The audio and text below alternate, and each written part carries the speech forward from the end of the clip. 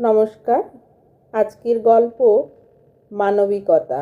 আমি ওলা চালাই, বেশিরভাগই নাইট শিফট।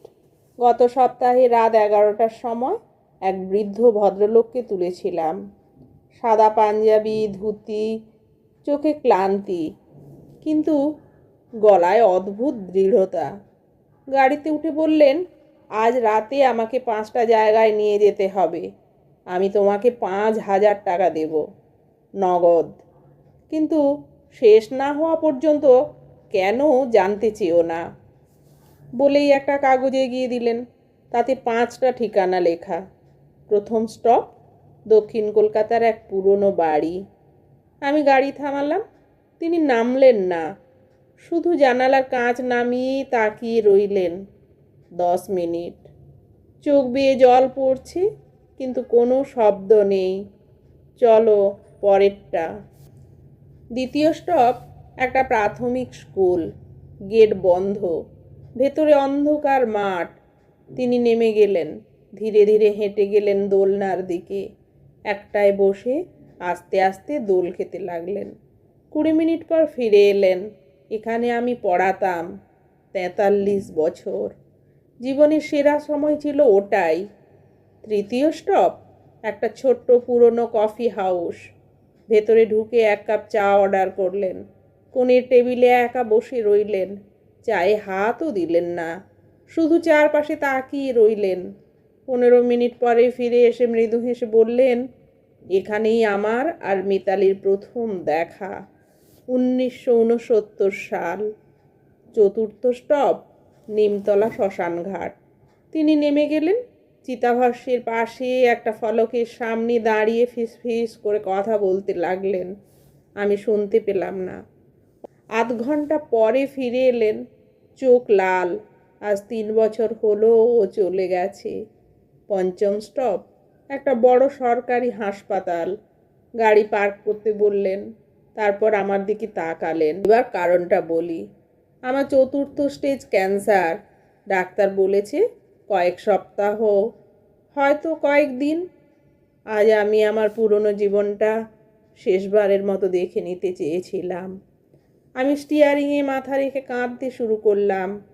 তিনি বললেন, বাড়িটা যেখানে আমার সন্তানদের বড় করেছি, স্কুলটা যেখানে নিজের উদ্দেশ্য খুঁজে পেয়েছিলাম, আর কফি হাউস যেখানে প্রেমে পড়েছিলাম, শ্মশানঘাট যেখানে শেষ বিদায় দিয়েছি, আর এই হাসপাতাল যেখানে আজ ভর্তি হব, আর বাড়ি ফেরা হবে না। তিনি আমার হাতে 5,000 টাকা গুঁজে দিলেন। ধন্যবাদ, তুমি আমাকে আমার জীবনটা একবার ঘুরিয়ে দেখালে। আমার শেষ অচেনা মানুষ যে আমার সঙ্গে কোমল আচরণ করলো, আমি নিতে চাইনি। না দাদু, এটা আমি নিতে পারবো না। তিনি বললেন, আমার কাউকে দেওয়ার নেই। ছেলেমেয়েরা কথা বলে না, বন্ধুরা কেউ নেই। তুমি 3 ঘন্টা সময় দিয়েছ, 3 ঘন্টার মানবিকতা, তার দাম টাকার চেয়ে বড়। তিনি ছোট্ট সুটকেসটা হাতে নিয়ে ভেতরে ঢুকে গেলেন। পরের দিন আবার গেলাম, খোঁজ নিলাম।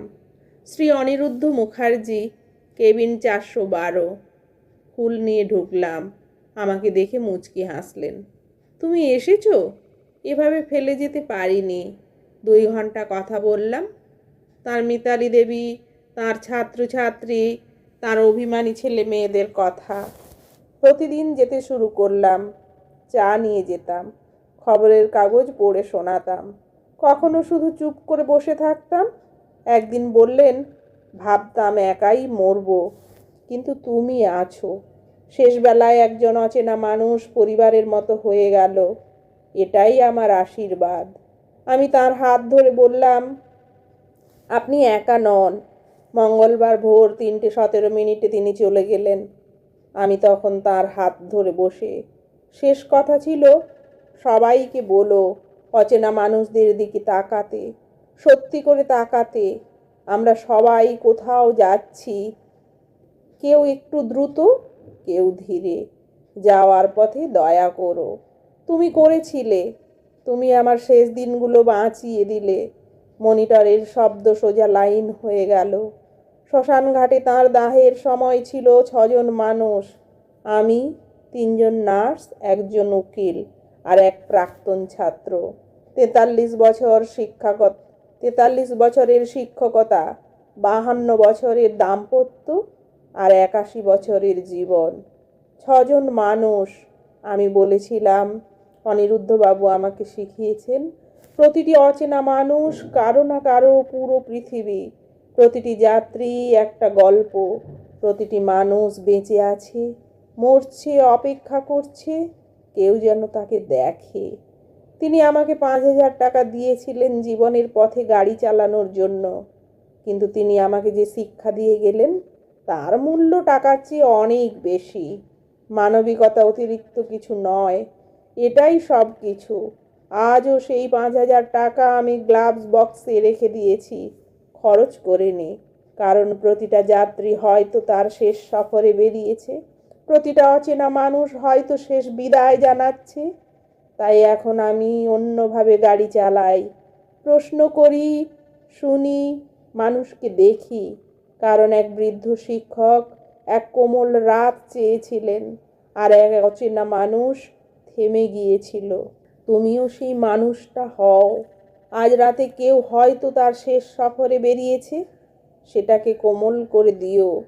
নিঃশব্দ মুহূর্ত, উচ্চারণহীন সত্য,